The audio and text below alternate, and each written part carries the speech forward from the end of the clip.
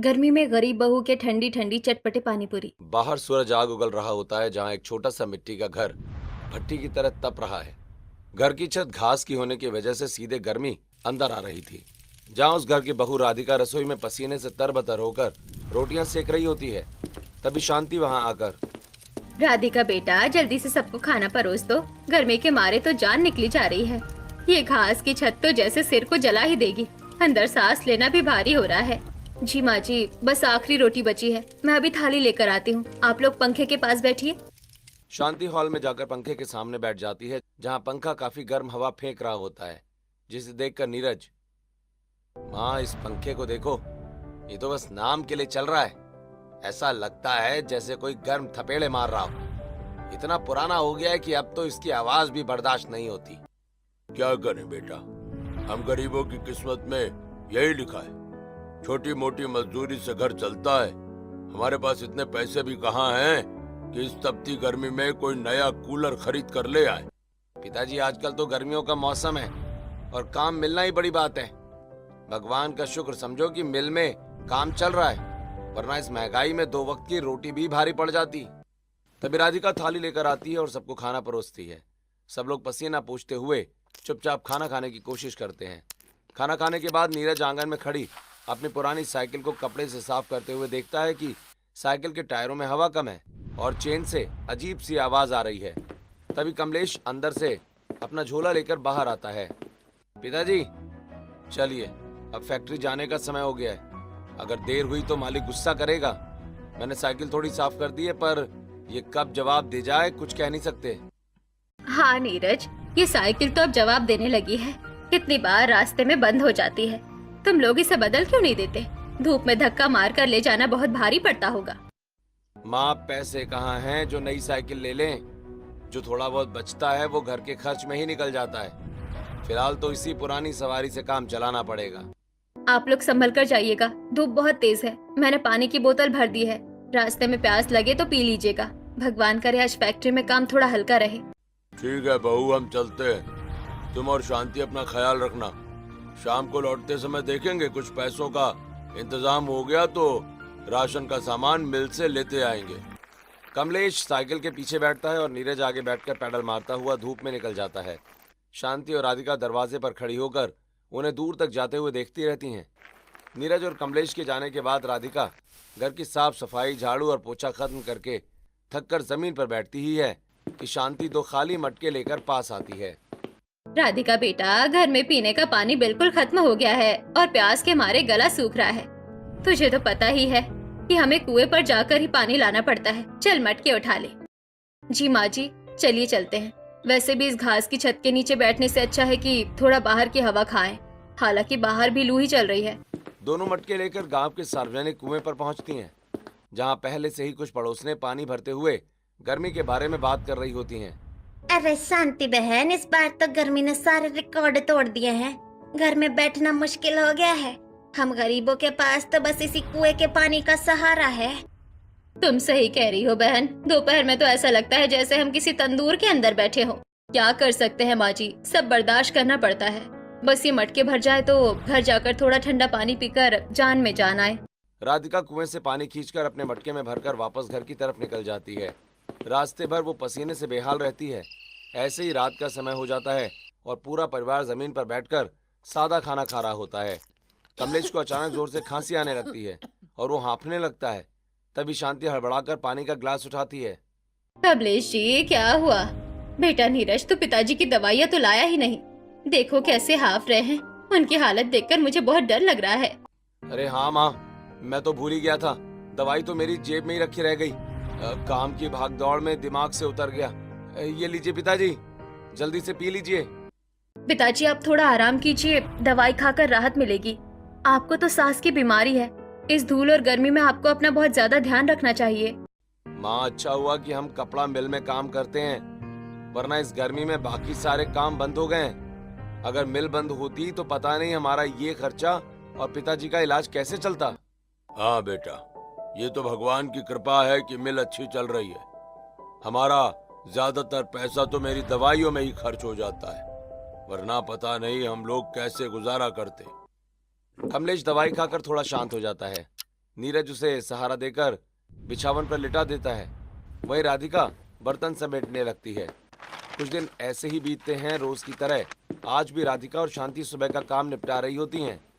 काम करके वो अपने कमरे में आराम कर ही रही होती हैं कि तभी दोपहर में अचानक नीरज और कमलेश बहुत जल्दी फैक्ट्री से वापस आ जाते हैं।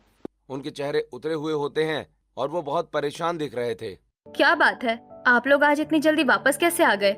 अभी तो दोपहर भी नहीं हुई है और आप दोनों का चेहरा इतना उतरा हुआ क्यों है? नीरज बेटा कुछ तो बोल, कहीं मालिक ने कुछ कहा तो नहीं? कमलेश जी आप इतने चुप क्यों हैं? माँ, आज कपड़ा मिल में शॉर्ट सर्किट की वजह से बहुत भयंकर आग लग गई। सब कुछ जलकर राख हो गया और मालिक ने मिल को हमेशा के लिए बंद कर दिया। यूं कहें कि हमारा काम हमेशा के लिए चला गया बेटा। अब इस उम्र में और इस तपती गर्मी में हमें कौन काम देगा? भगवान ने हमारे सिर से छत और हाथ से निवाला दोनों छीन लिया। आप लोग इतने परेशान क्यों हो रहे हैं? हिम्मत मत हारिए, कोई ना कोई रास्ता जरूर निकल जाएगा। अभी आप लोग शांत हो जाइए। राधिका जल्दी से सबके लिए खाना लगा दो। राधिका दुखी मन से रसोई में जाती है। उसे पता है कि घर में राशन खत्म होने वाला है, फिर भी वो सबको खाना खिलाती है, लेकिन कोई भी भरपेट खाना नहीं खा पाता। ऐसे ही रात हो जाती है। जहाँ घर में सन्नाटा पसरा हुआ था, तभी राधिका शांति के पास जाकर धीरे से बोलती है, माँ जी घर का राशन आज बिल्कुल खत्म हो गया है। मुझे लगा कि आज पिताजी कुछ सामान ले आएंगे, पर नौकरी चले जाने से सब बिगड़ गया। अब कल सुबह हम क्या खाएंगे? बेटा तू अभी चुप रह। नीरज और कमलेश पहले ही बहुत दुखी है। कल सुबह का कल देखेंगे। कोई ना कोई पड़ोस वाला मदद जरूर कर देगा। माँ बहुत भूख लगी है, क्या कल सुबह मुझे दूध और बिस्कुट मिलेंगे? आपने कहा था कि जब पिताजी आएंगे तो मेरे लिए खाने की चीज लाएंगे। बेटा अभी तो तू सो जा, कल सुबह माँ तेरे लिए कुछ अच्छा सा नाश्ता बनाएगी। भगवान सब ठीक कर देंगे। ऐसे ही सभी लोग पानी पीकर सो जाते हैं, पर राधिका को नींद नहीं आती। वो पूरी रात छत की तरफ देखती रहती है और आने वाले कल के बारे में सोचती रहती है। देखते देखते सुबह भी हो जाती है और कमलेश भूख की वजह से उठ जाता है और शांति की तरफ देखता है। शांति, भूख बहुत तेज लगी है, जरा कुछ नाश्ता बनवा दो। खाली पेट रहा नहीं जा रहा और दवा भी खानी है। कुछ भी बना दो जो घर में पड़ा हो। मैं क्या बनवा दूं? घर पर तो एक दाना भी नहीं है नाश्ता बनाने के लिए। कल रात को ही सब कुछ खत्म हो गया था। राधिका भी बेचारी खाली डिब्बे देख रही है। दादी माँ मुझे भी बहुत जोर से भूख लगी है, कुछ तो खाने के लिए दे दो। राधिका सुन, तू जरा उस साहूकार के पास जा और बोल के थोड़ा उधार दे दे। कहना कि नीरज को काम मिलते ही हम ब्याज समेत पैसे लौटा देंगे। माँ जी पहले से ही उन पर बहुत उधार है, वो अब और नहीं देंगे। मुझे तो उनके पास जाने से भी डर लगता है, वो बहुत खरी खोटी सुनाते हैं। तू ज्यादा मुंह मत चला, जैसा कह रही हूँ वैसा कर। जा और मांग कर देख, शायद उसे तरस आ जाए और वो थोड़ा राशन दे दे। घर में बच्चा भूखा बैठा है। राधिका सिर झुकाकर साहूकार की दुकान की तरफ निकल पड़ती है। उसके कदम भारी और मन में बहुत झिझक बढ़ रही थी। राधिका साहूकार की दुकान पर पहुंचती है। साहूकार बही खाता देख रहा होता है। राधिका कोने में खड़ी होकर हिम्मत जुटाकर कहती है, साहूकार जी नमस्ते, मुझे थोड़ा बहुत राशन उधार दे दीजिए। घर में खाने को कुछ भी नहीं है और बच्चा भी भूखा बैठा है। जैसे ही काम मिलेगा हम लौटा देंगे। भाई तुम्हारा तो पहले से ही इतना उधार बकाया है, अभी तक तो वो चुकाया नहीं और फिर से आ गई। कितना उधार करते हो तुम लोग? हाँ, आखिर कमाते हो तो करते क्या हो? मिल बंद हो गई है साहूकार जी, हम बहुत मुसीबत में हैं। बस इस बार मदद कीजिए वरना हमारे घर में आज चूल्हा नहीं जलेगा। जाओ यहाँ से, कोई उधार नहीं मिलेगा। जाओ, मुफ्त में बांटने के लिए दुकान नहीं खोली है मैंने। जब पुराने पैसे लेकर आओगी तभी राशन मिलेगा। मुंह ताकना बंद करो और जाओ। राधिका का चेहरा उतर जाता है। वो बिना कुछ बोले वहां से लौट जाती है। वो खाली हाथ घर की तरफ चल रही होती है। राधिका घर लौटती है तो शांति उसकी शक्ल देखकर सब समझ जाती है। शांति फिर राधिका को पड़ोसन के घर भेजती है, जिसके बाद राधिका पड़ोसन के दरवाजे पर जाकर दस्तक देती है। बहन हमारे घर में आज खाने को कुछ नहीं है और साहूकार ने भी मना कर दिया है। क्या तुम थोड़ा राशन उधार दे सकती हो? बच्चा भूख से रो रहा है। हमारे घर में भी 2 वक्त का चूल्हा बड़ी मुश्किल से जलता है, लेकिन मैं तुम्हें इतना भूखा नहीं देख सकती। रुको मैं थोड़ा सा आटा लेकर आती हूँ। ये लो थोड़ा सा आटा तुम ले जाओ और बच्चों को कुछ बनाकर खिला दो। अभी मेरे पास इतना ही है, उम्मीद है इससे तुम्हारी आज की भूख मिट जाएगी। तुम्हारा बहुत बहुत शुक्रिया बहन, तुमने इस मुश्किल घड़ी में हमारा साथ दिया। मैं ये एहसान कभी नहीं भूलूंगी। भगवान तुम्हारा भला करे। राधिका थोड़ा सा आटा लेकर आती है और शांति को दिखाती है। दोनों आटे की मात्रा देखकर सोच में पड़ जाते हैं। इतने कम आटे में 4-5 लोगों का पेट कैसे भरेगा? माँ जी, अगर मैं इसकी रोटियां बनाऊंगी तो मुश्किल से 2 ही बन पाएंगे। अब आप ही बताइए कि हम 5 लोगों में 2 रोटियां कौन कौन खाएगा?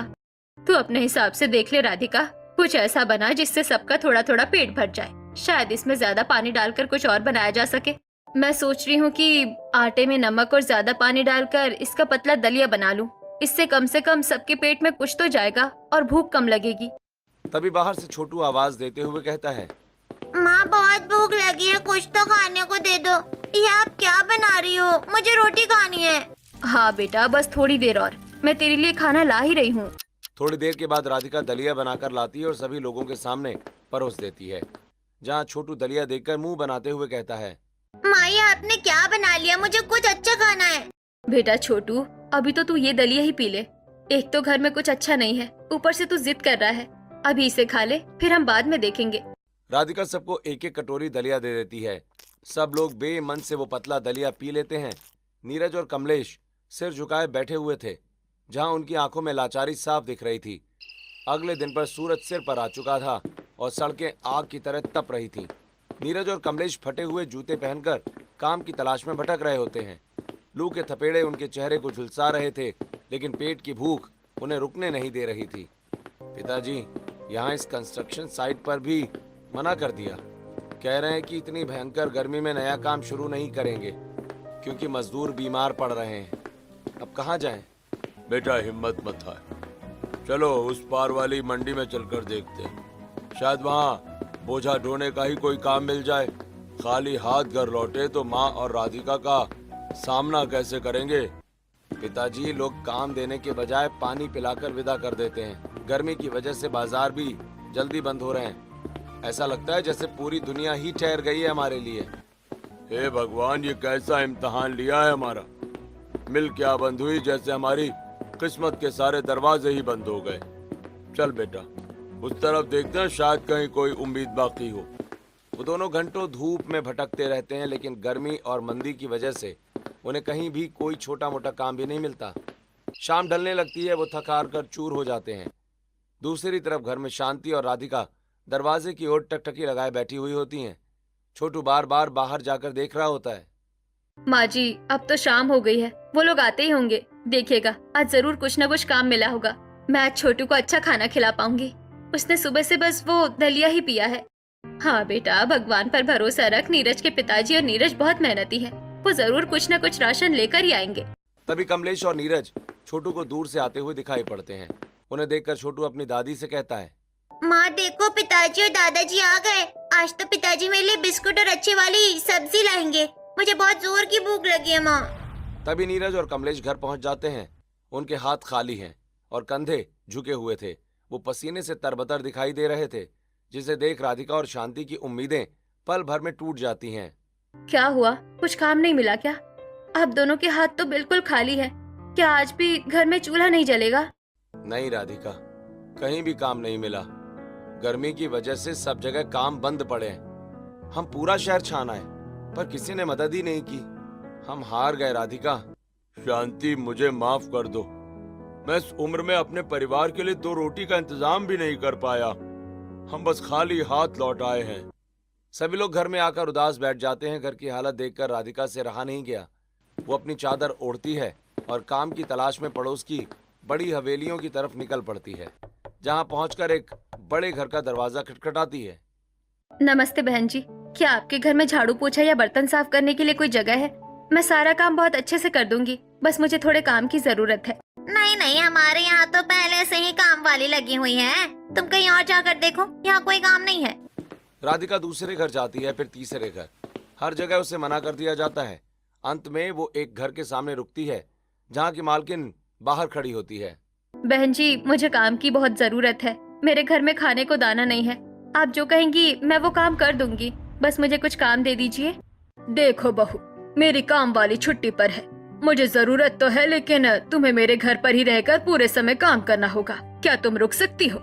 नहीं बहन जी, मेरा छोटा बच्चा है और बीमार ससुर है, मुझे उन्हें देखना पड़ता है। मैं सुबह आकर शाम को जा सकती हूँ, पर पूरे समय नहीं रुक पाऊंगी। तो फिर मुझे काम वाली नहीं चाहिए। मुझे ऐसा कोई चाहिए जो 24 घंटे यहीं रहे। तुम जा सकती हो, अपना समय बर्बाद मत करो। फिर से राधिका खाली हाथ घर लौट जाती है। छोटू दौड़कर उसके गले लग जाता है और उसकी खाली जेबें टटोलने लगता है। तभी कमलेश कमरे के कोने में लेटा हुआ जोर जोर से खांसने लगता है। माँ भूख लगी है, कुछ तो खाना बना दो। आप तो काम ढूंढने गई थी ना, क्या कुछ भी नहीं मिला? मुझे बहुत जोर से पेट में दर्द हो रहा है। बेटा अभी घर में कुछ नहीं है, तू बस थोड़ा सा पानी पीकर सो जा। माँ कल पक्का तेरे लिए कुछ जुगाड़ करेगी। राधिका बेटा, मेरी दवाइयाँ कल ही खत्म हो गई थी। सीने में बहुत दर्द हो रहा है। क्या नीरज दवा लेकर आया है?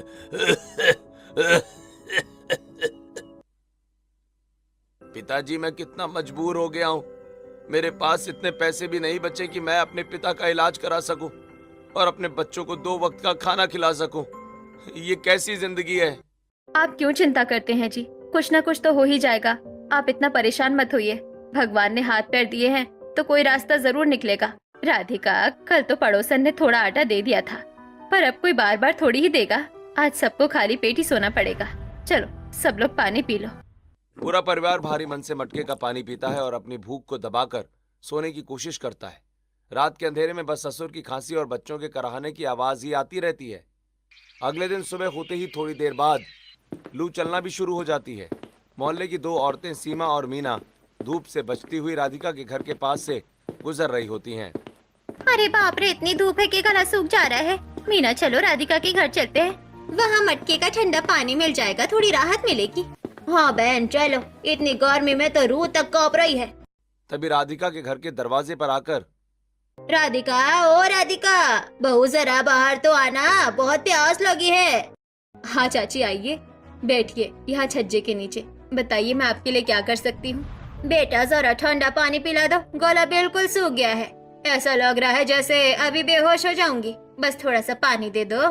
चाची आप मजाक क्यों करती हैं? ठंडा पानी हमारे यहाँ कहाँ, फ्रिज तो है नहीं, बस ये मटका ही है। इसका पानी फ्रिज जैसा तो नहीं होगा। अरे राधिका दे दे बेटा, मटके का पानी तो इस गर्मी में अमृत जैसा होता है। ले आ मटके का पानी इन्हें पिला। तभी राधिका मटके से पानी निकालकर उन्हें देती है। गर्मी के कारण सीमा और मीना गटागट पानी पी जाती हैं। आहा, कलेजे को ठंडक मिल गई। राधिका, इस जलने वाली गर्मी में अगर इस पानी के साथ कुछ तीखा चटपटा और ठंडा खाने को मिल जाए ना, तो रूह तक खुश हो जाएगी। तभी गली में एक पानी पूरी वाला आवाज लगाता हुआ गुजरता है। पानी पूरी ले लो, चटपटी पानी पूरी। देखो सीमा, तुम्हारी मुराद तो भगवान ने तुरंत सुन ली। पानी पूरी वाला आ गया। चलो राधिका तुम भी चलो, आज हम सब मिलकर पानी पूरी खाएंगे। नहीं नहीं चाची, आप लोग जाइए, हमारा पेट भरा है, हमने अभी भी खाना खाया है। आप लोग मजे से खाइए, हमें भूख नहीं है। अच्छा ठीक है, हम चलते हैं। अपना ख्याल रखना शांति बहन। राधिका, पानी के लिए बहुत शुक्रिया। सीमा और मीना बाहर जाकर पानी पूरी वाले के पास खड़ी हो जाती हैं। छोटू दरवाजे की ओर से उन्हें एकटक देख रहा होता है और उसके मुंह से पानी टपकने लगता है। माँ, मुझे भी पानी पूरी खानी है। देखो वो आंटी लोग कैसे खा रही है, मुझे भी एक प्लेट खिला दो ना माँ, प्लीज। चुप रह बेटा, अंदर चल। अभी हमारे पास पैसे नहीं है, बस ऐसे बाहर निकल कर मत देख, लोग क्या सोचेंगे। चल अंदर। राधिका छोटू को अंदर ले जाती है। शांति ये सब देखकर कहती है, हाँ बेटा, राधिका सही कह रही है। अब तो हम जितने गरीब थे उससे भी ज्यादा गरीब हो गए हैं। पानी पूरी तो हमारे लिए अब सपने जैसी हो गई है। माँ जी, आपने देखा ये औरतें पानी पूरी के लिए कितनी पागल हैं। इस गर्मी में सबको कुछ ठंडा और चटपटा चाहिए। क्यों ना हम भी पानी पूरी बेचने का काम शुरू करें? क्या हम पानी पूरी बेचेंगे? पर बेटा इसके लिए तो बहुत तामझाम चाहिए, और फिर लोग क्या कहेंगे कि अब ये लोग गलियों में पानी पूरी बेच रहे हैं। माँ जी, शर्म से पेट नहीं भरता। अगर हम मेहनत करेंगे तो हमारी गरीबी भी दूर हो जाएगी और हमें किसी के आगे हाथ भी नहीं फैलाना पड़ेगा। मैं ये काम कर सकती हूँ माँ जी। जब शाम को नीरज और कमलेश घर लौटते हैं तब राधिका उन्हें अपना पानी पूरी वाला आइडिया बताती है। राधिका, तुम कैसी बातें कर रही हो? तुम सड़क पर खड़ी होकर पानी पूरी बेचोगी? भगवान जाने कैसे कैसे लोग आएंगे, तुम्हें परेशान करेंगे। तुम्हें ये शोभा नहीं देता। लेकिन बेटा बहुत सही कह रही है। इसके अलावा हमारे पास कोई रास्ता भी तो नहीं है। अगर तेरे पास कोई और काम है तो बता, हम वो कर लेंगे, वरना कल फिर भूखा सोना पड़ेगा। पिताजी, बात तो आपकी सही है, पर राधिका, इस गरीबी में पानी पूरी बेचने के लिए सामान खरीदने के पैसे कहाँ से आएंगे? आटा, तेल, मसाले, इन सब के लिए भी तो पूंजी चाहिए। माँ जी, एक तो उम्मीद की किरण दिखाई दे रही थी और वो भी पैसों की वजह से बुझ गई। अगर मेरे पास थोड़े पैसे होते तो मैं साइकिल पर मटका रखकर बेच लेती। रुक राधिका, तू इतनी शिद्दत से ये काम करना चाहती है ना, तो मैं तेरी मदद करूंगी। तू मेरी बहू नहीं, मेरी बेटी है और अपनी बेटी के अरमान मैं टूटने नहीं दूंगी। शांति अंदर जाती है और एक पुराना संदूक खोलती है। उसमें से अपनी चांदी की बिछिया निकालती है और राधिका के हाथ पर रख देती है। ये ले बहू, ये मेरी चांदी की बिछिया है। मैंने इसे बहुत संभाल कर रखा था कि किसी वक्त जरूरत में काम आएगी। तू जा, इसे बेच दे और अपने बिजनेस का सामान ले आ। नहीं माँ जी, ये तो आपकी आखिरी निशानी है, मैं इसे कैसे ले सकती हूँ? ये तो आपके सुहाग की निशानी है, मैं इसे कभी नहीं बेचूंगी। अगली सुहाग और घर तब बचेगा जब हम जिंदा रहेंगे। तू जा और इसे बेचकर सामान ला। मुझे भरोसा है कि तू इस बिछिया की कीमत सूद समेत वापस ले आएगी। और बहू, मेरी जो पुरानी साइकिल है वो तू ले ले। हम उस पर लकड़ी का फट्टा लगाकर तेरी दुकान बना देंगे। अपने ससुराल वालों का इतना साथ देखकर राधिका की आंखों में आंसू आ जाते हैं। वो अपनी सास के पैर छू लेती है। नीरज और कमलेश बिछिया लेकर बाजार की तरफ निकल जाते हैं। ऐसे ही अगले दिन नीरज और कमलेश साहूकार की दुकान की सीढ़ियां चढ़ रहे होते हैं, जहां नीरज हाथ में चांदी की बिछिया एक पुराने रुमाल में लिपटी हुई लेकर साहूकार की दुकान पर बैठ जाता है। तभी नीरज साहूकार से, साहूकार जी, आज हम उधार मांगने नहीं आए हैं। ये देखिए, ये चांदी की शुद्ध बिछिया है, इसे गिरवी रख लीजिए और हमें बस इतना पैसा दे दीजिए जिससे घर का चूल्हा और एक छोटा सा काम शुरू कर सके। लाओ जरा देखूं। चांदी तो पुरानी है पर चमक अभी भी है। ठीक है, मैं तुम्हें इसके बदले कुछ पैसे दे देता हूँ, लेकिन याद रखना ब्याज समय पर चुकाना होगा। अब बस पैसे दे दीजिए साहूकार जी। हमारी बहू ने एक हिम्मत का काम शुरू करने की ठानी। भगवान ने चाहा तो हम जल्दी ही आपका सारा कर्जा और ये बिछिया भी छुड़ा ले जाएंगे। बातें तो तुम लोग बड़ी बड़ी करते हो, पर खैर ये लो पैसे, सावधानी से खर्च करना, क्योंकि दोबारा कुछ गिरवी रखने के लिए तुम्हारे पास बचा नहीं है। आपका बहुत शुक्रिया। पिताजी चलिए जल्दी बाजार चलते हैं, राधिका इंतजार कर रही होगी। हमें आटा, सूजी, तेल और सबसे जरूरी वो ठंडे मसाले लेने हैं। नीरज पैसे लेकर निकलता है। वो तेजी से बाजार की तरफ बढ़ते हैं ताकि धूप तेज होने से पहले सामान घर पहुंच जाए। घर पहुंचकर राधिका, नीरज और कमलेश मिलकर एक पुरानी साइकिल को दुकान की शक्ल दे रहे होते हैं। तभी राधिका कहती है, पिताजी, हमें पानी पूरी रखने के लिए एक डब्बा भी चाहिए। वो देखिए, सामने घर का कंस्ट्रक्शन हो रहा है। मैं वहाँ से लकड़ी के पट्टे उठा लेती हूँ और वो देखिए, उधर सामने कांच का काम चल रहा है, वहाँ से कांच ले आती हूँ। सबको मिलाकर हम डब्बा बना लेंगे। ऐसा कहकर राधिका सामने वाली पड़ोसन के घर जाती है। वहाँ से लकड़ी के फट्टे मांग कर ले आती है। वहीं दूसरी तरफ से एक कांच का टुकड़ा भी मांग कर ले आती है। साइकिल के पीछे वाले हिस्से पर फालतू पड़े लकड़ी के फट्टे और कीलों की मदद से एक ढांचा तैयार करती है। नीरज जी, इस पट्टे को जरा यहाँ से ठोक दीजिए ताकि ये हिले नहीं, और ये कांच का टुकड़ा जो पुराना पड़ा था इसे हम आगे लगा देंगे ताकि पानीपुरी धूल और मक्खियों से बची रहे। राधिका, मैंने ये फट्टे तो मजबूत लगा दिए हैं, पर ये साइकिल बहुत पुरानी है। क्या तुम इसे लेकर मोहल्ले मोहल्ले घूम पाओगी? कहीं इसका टायर बीच में रास्ते में जवाब ना दे जाए। अरे बेटा, तू चिंता मत कर, मैंने इसके टायरों में नई हवा भर दी है और चेन में थोड़ा तेल भी डाल दिया है। ये साइकिल नहीं, हमारी किस्मत का पहिया है जो अब घूम कर ही रहेगा। बहू, मैंने मटकों को अच्छे से धोकर सुखा दिया है। इसमें जब हम ठंडा पानी डालेंगे तो ये बाहर से भी ठंडे रहेंगे। बस तू अपनी चटनी और पानी का स्वाद लाजवाब रखना। माँ जी, आप बस देखती जाइए, मैंने इमली भिगो दी है और पुदीना भी पीस लिया है। अगर हमें थोड़ी बर्फ मिल जाए तो हम अपनी पानीपुरी के पानी में डाल लेते, ताकि इस तपती गर्मी में लोग एक बार पिए तो बार बार आए। राधिका अपनी नई साइकिल दुकान को साफ कपड़े से पोंछती है। पूरा परिवार मिलकर इसे सजाता है।